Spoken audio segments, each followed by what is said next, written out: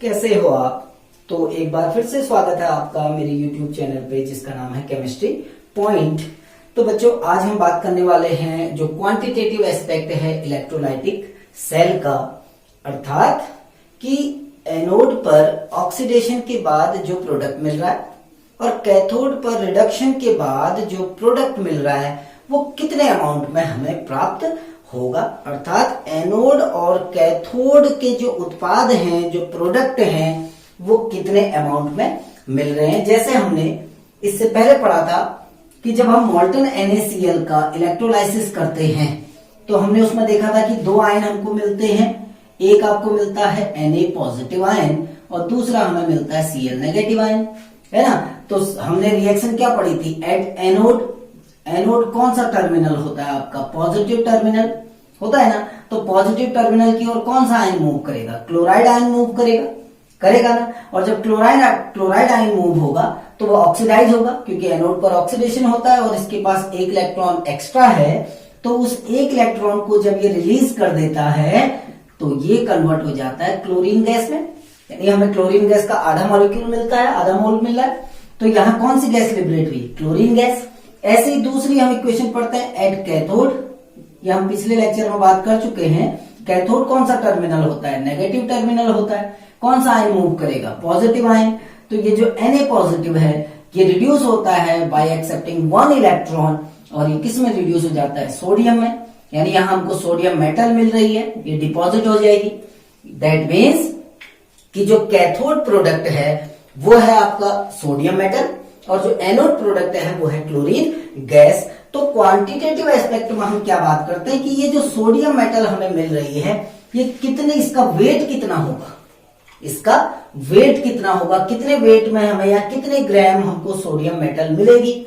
ऐसे ही एनोड पर जो क्लोरीन गैस मिल रही है वो उसका कितना वॉल्यूम हमें मिलेगा क्लोरीन गैस का। ऐसे ही हो सकता है कि नंबर ऑफ मोल्स कैलकुलेट करने आ जाएं। तो हम क्वांटिटेटिव एस्पेक्ट में जनरली तीन चीजों की कैलकुलेशन करेंगे। दैट मीन्स वेट और वॉल्यूम ऑफ एनोड और cathode product. Number second, number of moles जो आपके डिपॉजिटेड एट एनोड और कैथोड। एनोड और कैथोड पर जो प्रोडक्ट आपके फॉर्म होते हैं उसके कितने मोल हमको मिलेंगे।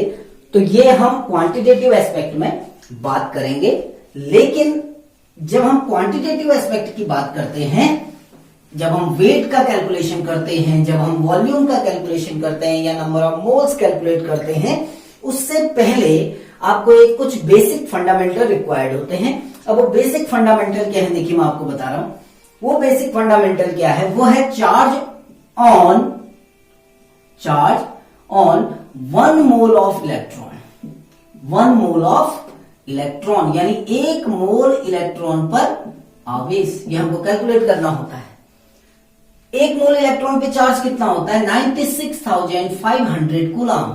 इसी को हम 1 फेराडे भी कहते हैं। 96,500 कूलम को हम 1 फेराडे भी कहते हैं। दैट मीन्स कि जो 1 मोल इलेक्ट्रॉन्स हैं, 1 मोल इलेक्ट्रॉन्स पे कितना चार्ज होता है, 96,500 कूलम और 1 फेराडे। अब ये आया कहां से 96,500 कूलम, ये है 1 मोल ऑफ इलेक्ट्रॉन पे। देखिए मैं कैलकुलेट करके आपको बताता हूं कि ये वैल्यू कहां से आई। ये वैल्यू आई, हमें पता है कि चार्ज ऑन 1 इलेक्ट्रॉन, एक इलेक्ट्रॉन पे कितना चार्ज होता है, आप सबको पता है कितना चार्ज होता है, 1.6 into 10 to the power -19 coulomb. ये एक इलेक्ट्रॉन पे चार्ज है। अब जब हम 1 मोल ऑफ इलेक्ट्रॉन कहते हैं तो आपने मोल कॉन्सेप्ट में ये पढ़ा है कि जब हम 1 मोल की बात करते हैं that means number of particles कितने होते हैं, 6.023 इंटू 10 टू दी पावर 23। हम ये भी कह सकते हैं नंबर ऑफ इलेक्ट्रॉन इन 1 मोल। 1 मोल में कितने इलेक्ट्रॉन होते हैं ये आप सबको पता है, 6.023 into 10 to the power 23 Avogadro number के इक्वल होते हैं। यानी 1 मोल में कितने इलेक्ट्रॉन्स होते हैं, 6.023 into 10 to the power 23 electron. तो हमको निकालना क्या है, charge on 1 mole of electron कहिए या चार्ज ऑन इतने इलेक्ट्रॉन भी कह सकते हैं। दैट मीन्स एवोगैड्रो नंबर के इक्वल।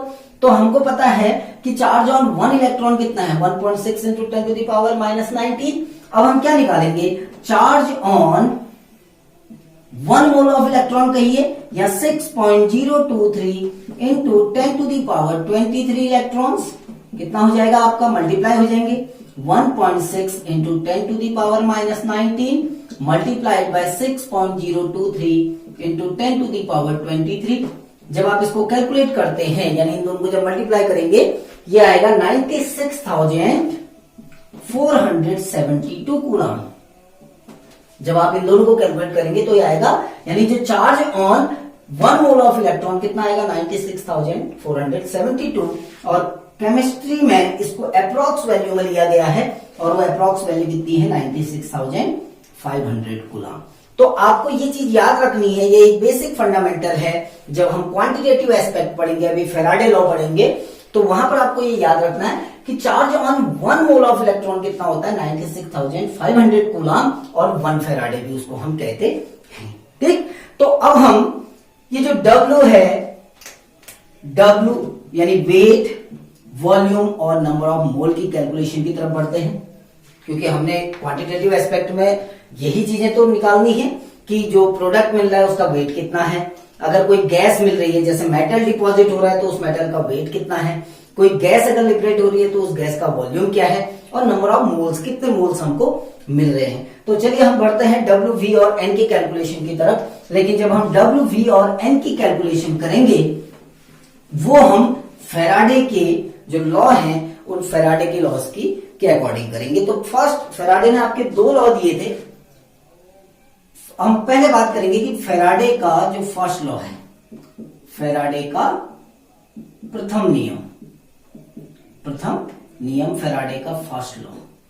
तो फैराडे का जो फर्स्ट लॉ था वो जनरली एक रिलेशन है कि हम किसी इलेक्ट्रोलाइटिक सेल में कितना चार्ज फ्लो कर रहे हैं और उस चार्ज को फ्लो करने से कितना प्रोडक्ट डिपॉजिट हो रहा है। तो फैराडे ने जब क्या किया कि जो सेल लिया था, क्या किया देखिए, यही तो था एक इलेक्ट्रोलाइटिक सेल था जिसमें 2 इलेक्ट्रोड लिए गए थे, ठीक है ना। इन इलेक्ट्रोड के बीच में एक डीसी बैटरी लगा दी गई थी, ये इसका पॉजिटिव एंड, ये नेगेटिव एंड, यही था। इसमें उन्होंने सपोज करो आई करंट को टी टाइम के लिए फ्लो कराया, that means Q charge flow कराया, ठीक है ना।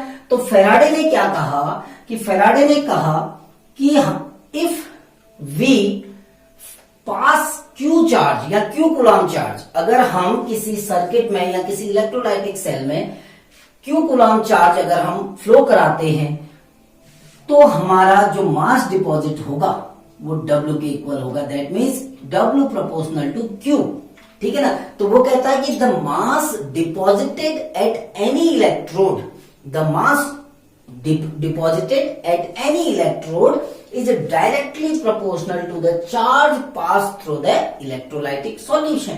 यानी किसी वैद्युत अपघट्टी के विलयन में जितना आवेश प्रवाहित किया जाता है उतना ही पदार्थ का भार भी एकत्रित होता है, W प्रोपोर्शनल टू Q। यानी हम जितना चार्ज फ्लो कराएंगे उतना ही मास भी हमारा क्या होगा, डिपॉजिट होगा। इसीलिए कहा गया था the mass of substance deposited और liberated at any electrode is directly proportional to the quantity of charge passed, ठीक है ना। सपोज करो हमने क्यू चार्ज पास किया तो उससे कितना वेट डिपॉजिट हुआ, आपका W वेट डिपॉजिट हुआ। क्योंकि मैथमेटिक्स में हम जब प्रोपोर्शनल का साइन हटाते हैं तो वहां पर एक कांस्टेंट लगता है, यहां पर भी हम वही करने वाले हैं। W is equal to proportional का साइन हटा तो एक कांस्टेंट लग गया जिसको हम कह देते हैं Z इंटू Q। अब ये ध्यान देना, यहां पर जो Z है इस Z को हम कहते हैं electrochemical equivalent, electrochemical equivalent, electrochemical equivalent Hindi में इसको कहा जाता है वैद्युत रासायनिक तुल्यांक, वैद्युत रासायनिक तुल्यांक। अब ये होता क्या है, अभी इसके बारे में हम बात करते हैं। ये आपका फैराडे का फर्स्ट लॉ है, the mass of substance deposited at any electrode is directly proportional to the quantity of charge pass through the electrolytic solution. किसी वैद्युत अपघट्टी या किसी इलेक्ट्रोड पर एकत्रित पदार्थ का द्रव्यमान उस विलयन में प्रवाहित आवेश के समानुपाती होता है। जितना ज्यादा आवेश आप प्रवाहित करोगे उतने ज्यादा मात्रा में आपका पदार्थ एकत्रित होगा। ठीक, तो उन्होंने कहा कि W प्रोपोर्शनल टू Q। उन्होंने माना कि सपोज करिए इस इलेक्ट्रोलाइटिक सेल में Q चार्ज पास कराया और जो मास डिपॉजिट हुआ इलेक्ट्रोड पे वो W है, तो उन्होंने एक रिलेशन दिया W प्रोपोर्शनल टू Q, यानी जितना ज्यादा चार्ज फ्लो होगा उतना ज्यादा आपका क्या होगा, मास डिपॉजिट होगा, पदार्थ का द्रव्यमान उतना ज्यादा आपको प्राप्त होगा। प्रोपोर्शनल का साइन हटा तो एक कांस्टेंट लगा जिसको हमने Z नाम दिया। Z को हम कहते हैं इलेक्ट्रोकेमिकल इक्विवेलेंट। अब क्योंकि हमें पता है Q इज इक्वल टू क्या होता है, I इंटू टी। ये तो होता है कि कितना हम कितने करंट को फ्लो करा रहे हैं, कितने टाइम के लिए फ्लो करा रहे हैं, उन्हीं का मल्टीप्लीकेशन आपका Q होता है, चार्ज होता है ना। तो हम इसको ये भी लिख सकते हैं कि W is equal to Q की जगह पर हम IT लिख सकते हैं, तो इसको ZIT, आपके बुक में ये भी डेरिवेशन दिया होगा, W is equal to ZIT। अब Z क्या है, इलेक्ट्रोकेमिकल इक्विवेलेंट क्या है, तो उसकी डेफिनेशन क्या रहते हैं, हम उसके बारे में बात करते हैं। अगर हम यहां से Z की वैल्यू कैलकुलेट करें तो Z इज इक्वल टू क्या हो जाएगा, W upon Q। Z is equal to W upon Q। और हम यहां पर मान के चल रहे हैं, हम यहीं पर लेते हैं इफ, यहां मान के चलते हैं if Q is equal to 1 coulomb, that means हम इस सर्किट में 1 कूलम चार्ज को फ्लो करा रहे हैं, तो हमारा क्या हो जाएगा, Z is equal to W। तो Z क्या है कि जो वैद्युत रासायनिक तुल्यांक या इलेक्ट्रोकेमिकल इक्विवेलेंट W के इक्वल हो जाएगा, कब, जब हम सर्किट में कितना चार्ज फ्लो कराएंगे, 1 कूलम। ठीक है ना। तो अगर हम Z की डेफिनेशन दें तो हम कहेंगे अगर हम किसी इलेक्ट्रोलाइटिक सॉल्यूशन में 1 कूलम का चार्ज फ्लो कराते हैं, 1 कूलम का चार्ज अगर हमने फ्लो कराया तो जितना भी पदार्थ का द्रव्यमान एकत्रित होगा वो क्या कहलाएगा, वैद्युत रासायनिक तुल्यांक। ठीक है ना। इसीलिए हम कहते हैं the mass of substance deposited at any electrode by passing 1 coulomb of charge और 1 ampere current for t second के लिए। ठीक है ना, 40 टाइम। अगर हम किसी सर्किट में Q कूलम का चार्ज आपका फ्लो करा रहे हैं तो जितना भी मास डिपॉजिट होगा वो कहलाएगा इलेक्ट्रोकेमिकल इक्विवेलेंट। इसीलिए हमने उसकी डेफिनेशन क्या दी कि the mass of substance deposited at any electrode by passing a charge of 1 coulomb. जब हम 1 कूलम चार्ज को किसी सर्किट में फ्लो कराते हैं तो जितना भी अमाउंट आपका डिपॉजिट होगा वो किसके इक्वल होगा, आपके Z के इक्वल होगा। ठीक, अब मैं इसको करके दिखाता हूं कि कैसे हम इसको निकालते हैं। आप इसको गौर से देखिएगा, जैसे हमने NaCl का केस लिया था, मैं वहीं से आपको बताता हूं। NaCl हमने इसको इलेक्ट्रोलाइज किया तो आपको 2 आयन मिले थे, मॉल्टन NaCl है, Na positive and Cl negative, यही है ना। अब हम Na पॉजिटिव के लिए आते हैं। देखिए अगर Na पॉजिटिव 1 इलेक्ट्रॉन एक्सेप्ट करता है तो ये किस में कन्वर्ट हो जाता है, Na में कन्वर्ट हो जाता है ना। यानी हम ये कह सकते हैं कि 1 मोल ऑफ इलेक्ट्रॉन जब सर्किट में फ्लो हो रहे हैं, क्योंकि इलेक्ट्रॉन तो फ्लो हो रहे हैं, इलेक्ट्रॉन के फ्लो होने से चार्ज फ्लो हो रहा है, तो जब 1 मोल ऑफ इलेक्ट्रॉन इस सर्किट में फ्लो होते हैं तो वो 1 मोल ऑफ सोडियम देते हैं, 1 मोल ऑफ सोडियम देते हैं। और 1 मोल सोडियम का जो मास होता है, एटॉमिक मास, वो कितना होता है, 23 ग्राम। ये तो होता है 23 ग्राम। दैट मीन्स अब हमने करना क्या है, देखिए 1 मोल का मतलब क्या है, कितने कूलम चार्ज हो जाएगा, 96,500 कूलम। ये अभी हमने पीछे पढ़ा है कि 1 मोल ऑफ इलेक्ट्रॉन पे कितना चार्ज होता है, 96,500 कूलम। दैट मीन्स हम क्या कह सकते हैं, देखो कि 96,500 कूलम चार्ज विल डिपॉजिट कितना मास डिपॉजिट कर रहा है, 23 ग्राम। यही तो है 96,500 कूलम जब चार्ज फ्लो हो रहा है, क्योंकि 1 मोल इलेक्ट्रॉन है तो 1 मोल इलेक्ट्रॉन पे कितना चार्ज होता है, 96,500 कूलम। तो जब 96,500 कूलम फ्लो हो रहा है तो कितना मास दे रहा है, 23 ग्राम। तो क्योंकि ये तो 96,500 कूलम दे रहा है, जब हम Z निकालते हैं तो Q की जगह पर कितना लेते हैं, 1 कूलम। तो हम कहेंगे 1 coulomb of charge will give कितना देगा, देखिए 23 अपॉन 96,500 कूलम ग्राम, सॉरी यही तो है। तो 1 कूलम चार्ज कितना मास देगा, 23/96,500 और ये जो 23/96,500 ग्राम जो मास आएगा ये किसकी वैल्यू हो जाएगी? जेड की, क्योंकि जेड हमने पहले ही कहा the mass deposited at any electrode by passing 1 coulomb of charge through the electrolytic solution. यानी इलेक्ट्रोलाइटिक सॉल्यूशन में जब हम 1 कूलम चार्ज फ्लो कराएंगे तो जितना मास डिपॉजिट होगा वो किसके इक्विवेलेंट होगा? जेड के इक्विवेलेंट।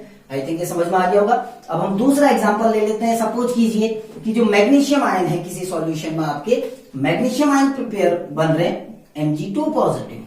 तो जब मैग्नीशियम आयन कैथोड पर आपके रिड्यूस होंगे एट कैथोड, अब क्या होगा? ये कितने इलेक्ट्रॉन एक्सेप्ट करेंगे? 2 इलेक्ट्रॉन, और 2 इलेक्ट्रॉन एक्सेप्ट करके किस में कन्वर्ट हो जाएंगे? मैग्नीशियम कन्वर्ट हो जाएंगे ना। अब यहां पर हम क्या देखेंगे? देखिए 2 मोल of electron give 1 mole of magnesium, 1 mole of Mg, ये तो है। अब 2 मोल ऑफ इलेक्ट्रॉन, 1 मोल इलेक्ट्रॉन पे कितना चार्ज होता है? 96,500 कूलम होता है ना। लेकिन यहां पर क्योंकि 2 मोल इलेक्ट्रॉन है तो मल्टीप्लाइड बाय 2। अब ये कितने, देखो मैग्नीशियम का एटॉमिक मास होता है 24 ग्राम, यानी इतने कूलम चार्ज कितना मास दे रहा है? 24 ग्राम दे रहा है ना। तो हम कह सकते हैं 2 इंटू 96,500 कूलम गिव कितना देता है? 24 ग्राम ऑफ मैग्नीशियम, ये तो है। ये तो आपका दे रहा है 2 मोल, यानी 2 इंटू 96,500 कूलम। लेकिन जेड निकालना है तो हम चार्ज कितना लेंगे? 1 कूलम। तो हम कहेंगे 1 कूलम चार्ज विल गिव कितना देगा? देखिए तो ये हो जाएगा 24/96,500 इंटू 2। तो ये जो वेट आएगा ये किसका होगा? ये होगा जेड की वैल्यू, ठीक है ना। ये किसकी वैल्यू हो जाएगी? जेड की। इसलिए आपको जब भी जेड की वैल्यू कैलकुलेट करनी हो तो हम क्या कर सकते हैं? चार्ज को 1 कूलम चार्ज से कितना मास डिपॉजिट होगा वो कैलकुलेट कर लीजिए आप, ठीक है ना। जैसे यहाँ पर 2 इंटू 96,500 कूलम कितना दे रहा है? 24 ग्राम। कैसे कहा हमने? इक्वेशन की, इस इक्वेशन को हमने रीड किया, पढ़ा, तो हमने कहा यहाँ पर 2 मोल इलेक्ट्रॉन यूज हो रहे हैं और 1 मोल मैग्नीशियम दे रहे हैं। 1 मोल मैग्नीशियम का मास कितना होता है? उसके एटॉमिक मास के इक्वल 24 ग्राम। 2 मोल इलेक्ट्रॉन है तो 1 मोल इलेक्ट्रॉन पे चार्ज हमको पता है 96,500, 2 मोल पे मल्टीप्लाइड बाई 2, तो ये कितना दे रहे हैं? 24 ग्राम। क्योंकि जेड निकालना है तो चार्ज कितना लेना पड़ेगा? 1 कूलम। तो 1 कूलम चार्ज कितना देगा? इतने ग्राम। तो आप इजीली जेड की वैल्यू कैलकुलेट कर सकते हैं कि हम जेड कैसे कैलकुलेट करें, ठीक। तो ये आपका फैराडे का फर्स्ट लॉ है जिसमें हमने क्या बात की कि the mass of substance deposited at any electrode is directly proportional to the charge flowing through the circuit. यानी उस सर्किट से जितना चार्ज फ्लो होगा उतना ही आपका मास, उस प्रोडक्ट का मास भी डिपॉजिट होगा। आई थिंक आपको ये चीजें समझ में आई होंगी। और इसके बाद एक छोटा सा टॉपिक अभी और बता देता हूं कि अगर हमको इक्विवेलेंट मास और जेड के बीच में अगर रिलेशन निकालना है, ई एंड जेड के बीच में, कई पर कुछ क्वेश्चन ऐसा आ जाते हैं कि वहां पर आपको इक्विवेलेंट मास और जेड के बीच में रिलेशन देना पड़ता है, तो हम सीधे सीधे क्या कहते हैं? देखिए n इंटू 96,500 कूलम, ये जो चार्ज है ये कितना मास डिपॉजिट करेगा? एटॉमिक मास के equal, atomic mass of substance, atomic mass of substance. अब एटॉमिक मास कहीं अगर एटम डिपॉजिट हो रहा है तो एटॉमिक मास, जैसे मेटल, और अगर कोई मॉलिक्यूल हो रहा है तो मोलर मास। यानी हम सीधे सीधे कह सकते हैं कि n क्या होता है? वैलेंसी होती है। तो n इंटू 96,500 कूलम चार्ज से कितना डिपॉजिट होगा? जितना उसका एटॉमिक मास होगा। जैसे अभी हमने मैग्नीशियम के केस में दिया था, देखिए Mg2 पॉजिटिव प्लस 2 इलेक्ट्रॉन किसमें कन्वर्ट हो गया था? Mg में। ये तो था। n क्या है यहाँ पर? 2। हम यहाँ पर 2 इलेक्ट्रॉन लिख रहे हैं ना, तो क्या कर रहे हैं? 2 इंटू 96,500 कूलम कितना डिपॉजिट कर रहा है? जितना इसका एटॉमिक मास है कितना? 24 ग्राम। यही तो हुआ। तो हम कह रहे हैं 2 इंटू 96,500 कूलम विल डिपॉजिट 24 ग्राम। कर रहा है ना? 24 क्यों लिया? क्योंकि मैग्नीशियम का एटॉमिक मास कितना होता है? 24। तो ये 2 इलेक्ट्रॉन यानी इसकी वैलेंसी, मैग्नीशियम की वैलेंसी कितनी है? 2। तो हम कहते हैं n इंटू 96,500 कूलम, क्योंकि n की वैल्यू चेंज हो सकती है। अगर एल्यूमिनियम होगा तो एल्यूमिनियम के केस में n इज इक्वल टू 3 हो जाएगा ना। अगर हम एल्यूमिनियम का केस लेते हैं तो हम यही तो करेंगे, Al3 positive plus 3 electron give Al। तो हम यहां पर क्या कहेंगे? 3 इंटू 96,500 कूलम कितना दे रहा है आपका? एल्यूमिनियम, जितना एल्यूमिनियम का 27 ग्राम, यही तो है। तो यहां पर n क्या है, वैलेंसी, जो आपका एलिमेंट मिल रहा है, जो प्रोडक्ट मिल रहा है उसकी वैलेंसी। तो हम कहते हैं n into 96,500 coulomb charge give कितना अमाउंट देगा, जितना उसका एटॉमिक मास है ऑफ सब्सटेंस। दैट मीन्स अगर हम इसको a मान लेते हैं, सपोज कीजिए, ठीक, तो 1 coulomb of charge, 1 coulomb of charge कितना देगा, a upon n into 96,500 coulomb, ये तो होगा। अब 1 कूलम चार्ज जो है, अगर हम चार्ज की जगह पर 1 कूलम रख दें तो वो किसकी वैल्यू निकल आती है, जेड की। तो 1 कूलम ऑफ चार्ज क्या होता है, यानी जेड, एक कूलम चार्ज से जितना भी वेट डिपॉजिट होगा वो क्या होगा, जेड की वैल्यू। तो हम इसको ऐसे लिख सकते हैं, Z is equal to A upon N into 96,500 coulomb, लिख सकते हैं ना, क्योंकि 1 कूलम चार्ज से जितना भी मास डिपॉजिट होगा वो किसकी वैल्यू होगी, जेड की। अब क्योंकि ए अपॉन एन जो होता है, मैं यहां पर लिख देता हूं साइड में, सो कि A upon N, that means atomic mass upon valency is equal to होता है equivalent mass. Atomic mass upon valency जो होती है वो क्या होती है, इक्विवेलेंट मास, जिसको हम ई से शो करते हैं। तो हम इसको क्या लिख सकते हैं, Z is equal to A upon N into 96,500, कह सकते हैं ना, Z is equal to A upon N into 96,500 coulomb. A upon N जो होता है, ये ए अपॉन एन, ये किसकी वैल्यू है, इक्विवेलेंट मास की, क्योंकि अभी हमने कहा कि atomic mass divided by valency, अगर हम एटॉमिक मास को वैलेंसी से डिवाइड कर दें तो वो क्या निकल आता है आपका, इक्विवेलेंट मास। तो हम इसको ऐसे लिख सकते हैं ना, ए अपॉन एन की जगह पर हम क्या लिख सकते हैं, ई। तो हम इसको क्या लिख सकते हैं, Z is equal to E upon 96,500 coulomb, लिख सकते हैं ना। तो जेड और ई के बीच में रिलेशन है कि Z is equal to E upon 96,500 coulomb. तो ये तो था आपका फैराडे का फर्स्ट लॉ। अब हम नेक्स्ट टॉपिक में, अपने नेक्स्ट लेक्चर में फैराडे के सेकंड लॉ पे बात करेंगे कि वहां पर जो क्वांटिटेटिव एस्पेक्ट है फैराडे के सेकंड लॉ के अकॉर्डिंग।